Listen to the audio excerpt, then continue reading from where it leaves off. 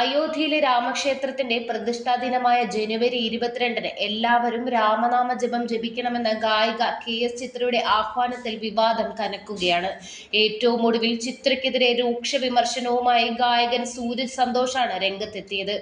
പള്ളി പൊളിച്ചാണ് അമ്പലം പണിതതെന്ന വസ്തുത മറക്കുന്നുവെന്നും എത്രയെത്ര KS ചിത്രമാർ ഇനി തനി സ്വരൂപം കാട്ടാനിരിക്കുന്നുവെന്നും സൂരജ് പറഞ്ഞു. തന്റെ ഇൻസ്റ്റഗ്രാം സ്റ്റോറിയിലൂടെയായിരുന്നു ഗായകന്റെ രൂക്ഷ വിമർശനം. നേരത്തെയും സമാനമായ വിവാദ വിഷയത്തിൽ പ്രതികരിക്കാൻ തയ്യാറായിട്ടുള്ള ആളാണ് സൂരജ്. ഹൈലൈറ്റ് എന്തെന്ന് വെച്ചാൽ സൗകര്യപൂർവ്വം ചരിത്രം മറന്നുകൊണ്ട് പള്ളി പൊളിച്ചാണ് അമ്പലം പണിതതെന്ന വസ്തുത സൈഡിലേക്ക് മാറ്റിവെച്ച് ലോകാസമസ്ത സുഖിനോ ഭവന്തു എന്നൊക്കെ പറയുന്ന ആ നിഷ്കളങ്കതയാണെന്നാണ് സൂരജ് തന്റെ പോസ്റ്റിൽ പറയുന്നത്. വിഗ്രഹങ്ങൾ ഇനി എത്ര ഉടയാൻ കിടക്കുന്നു ഓരോന്നായി. എത്രയെത്ര KS ചിത്രമാർ തനി സ്വരൂപം കാട്ടാനിരിക്കുന്നു. കഷ്ടം, പരമകഷ്ടം എന്നായിരുന്നു സൂരജ് തന്റെ ഇൻസ്റ്റഗ്രാം സ്റ്റോറിയിൽ കുറിച്ചത്. രാമക്ഷേത്ര ഉദ്ഘാടനത്തിന് കേവലം ഒരാഴ്ച മാത്രം ശേഷിക്കെയാണ് കേരളത്തിൽ ഇത്തരമൊരു വിവാദം ഉണ്ടായിരിക്കുന്നത്. നേരത്തെ ചിത്രയുടെ വീഡിയോ ഒരു തമിഴ് മാധ്യമമാണ് പങ്കുവച്ചത്.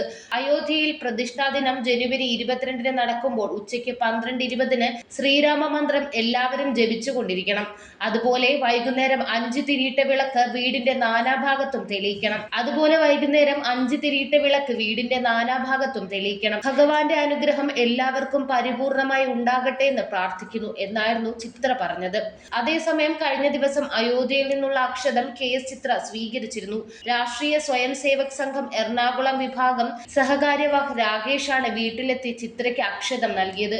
കൂടാതെ ലഘുലേഖയും ക്ഷണപത്രികയും ഇവർ ചിത്രയ്ക്ക് കൈമാറിയിരുന്നു. നേരത്തെ നടൻ മോഹൻലാൽ, മന്ത്രി KB ഗണേഷ് കുമാർ, ദിലീപ്, കാവ്യ മാധവൻ, ഉണ്ണി മുകുന്ദൻ, ശ്രീനിവാസൻ തുടങ്ങിയ ചലച്ചിത്ര മേഖലയിലെ പ്രമുഖരും അയോധ്യയിൽ നിന്നുള്ള അക്ഷതം ഏറ്റുവാങ്ങിയിരുന്നു.